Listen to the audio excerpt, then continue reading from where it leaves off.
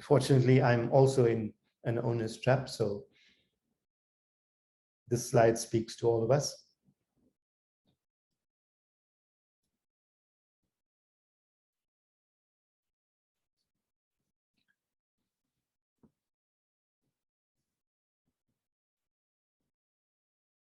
Does our business slow when we're away? Do customers still come to us when something goes wrong? Has our revenue plateaued?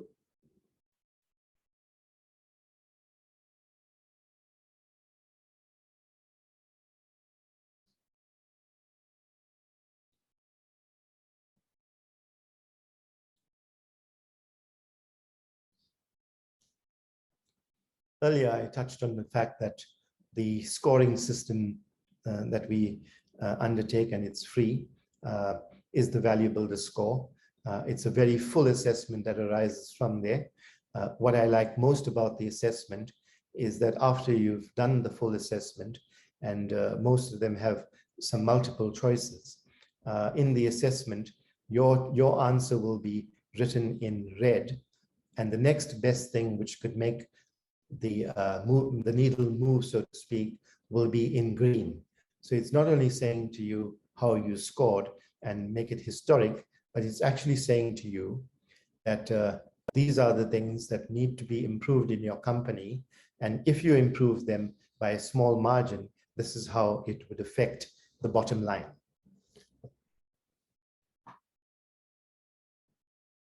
So this is a free offer. It does offer you huge value. But more important than that, what I've found is that it is a yardstick indicating your company value. It tells you where you are. It can even tell you where you're going.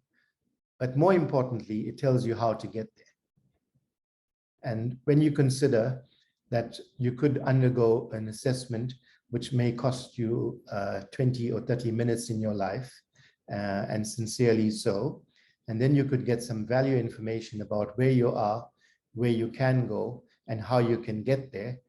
I can say to you that even if you just did the first 2 steps, which are free, it's really of great value. So how about this now? There's a family sedan at the bottom. So the speedometer is the most important dial. It has a rev counter, which is smaller, and it has a fuel gauge, and then other indicators, which is all fine, nothing wrong with that. And it depends on the type of vehicle. So that's okay to drive and to cruise to Cape Town in. But if you wanted to go to Roy Heskett and you wanted to have a few rounds on a GTV, then the Porsche one is there, the GTS. And what's the most important dial in the Porsche is my rev counter. It's not so important how fast I'm driving, but it's much more important that I know that I'm getting maximum output from my engine. So the revs are important. So the question here is, we don't drive our cars, ride our bikes, or go for a run without a tracking instrument, do we? But why do we run our businesses without a tracking system? I can assure you an annual financial statement and my bank balance isn't a tracking system. They certainly are very valuable indicators. I depend on them, like many of you depend on them as well, but I am saying that it's not the right tracking metric.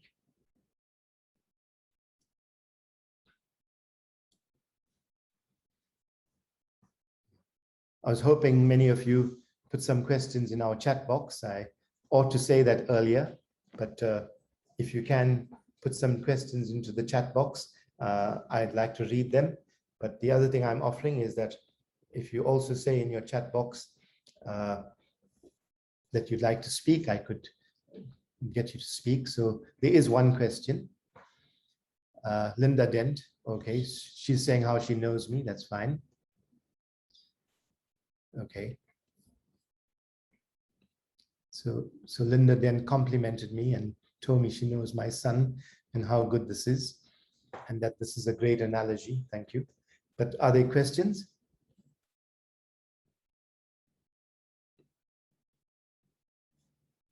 There aren't any questions at the moment.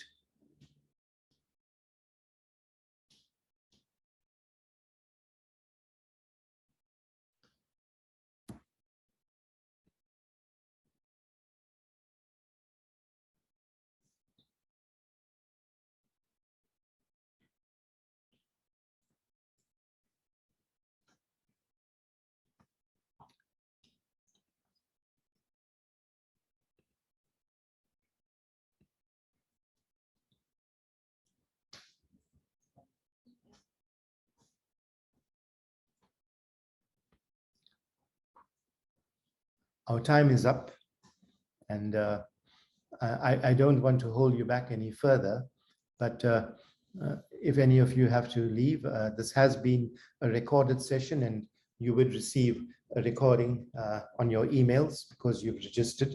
So thank you sincerely for that. When looking at the presentation, I just looked and thought about something, and I'd just like to share 4 or 5 more slides for any of you who are not in a hurry, because my team sometimes say to me, and they call me Mr. H, they say to me, well, why don't you just explain how some things have made a difference in your own life? And having subjected myself to become certified, it has made a lot of difference in my own life. And I just like to share just about 4 or 5 slides quite quickly to go into the Rainmaker's dilemma and show how one thing like our time could be helped. So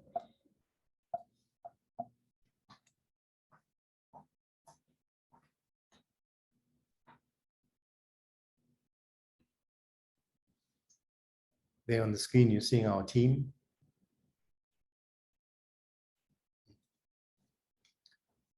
So everything with the Value Builder system works on your computer. You can be in your business and in your office, and there's no physical meetings involved. But this is one thing which is quite key, and that is that I might just say to you, well, please move from being a rainmaker to an architect. And you might say, how? Can I just use one small example and time management at that? So inside of the system, which you would all get like this, there will be these drop-down boxes. And the drop-down boxes will say, can you just make a list of all the activities you do? And then you list them down. And if you need more drop boxes, you can make as many as you want. So that slide says, just make a list of all the activities that you do. And then it goes on then to say that having made a list of all the activities, can you do something else? Can you rate how long it took you to do those activities and the categories it's in, and how can they be delegated? And so this gives you a little sign about how they could be delegated. And what happens eventually from these slides is something like this, where we realize that I'm doing a lot of rainmaking activities over here, and I'm doing very, very few architect activities. I am good at delegating my things, which generate lower income levels, etc. But here is where I'm spending my time. But after having completed those words and those options and the times and what time frames you'd like to take to delegate those things, in time, this then changes to something like this, where the rainmaker's activities or the hours spent in a day are shortened and the architect's activities are increased. So when I say that a lot of these things are researched and best practices in the world, I must just say to you that it is so. And so in each little category of the 8 drivers and on the 12 monthly meetings, these things are refined again and again to the point where the Value Builder system doesn't just propose something which is good. It has the ability then, if you would walk with it, and it does take a lot of input from you as well, but it has the ability to make the changes it's promised.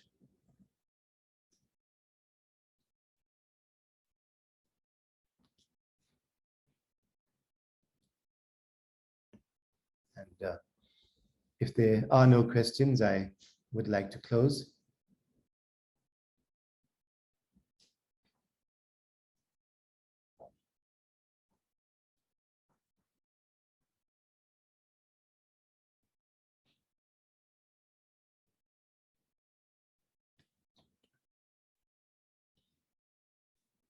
So with that statement, I would like to thank all of you again for attending this morning, for giving us your valuable time. I would encourage you to at least take the first 2 steps, and that is to complete your valuable score assessment and get a response in the form of the assessment review, and then make a decision.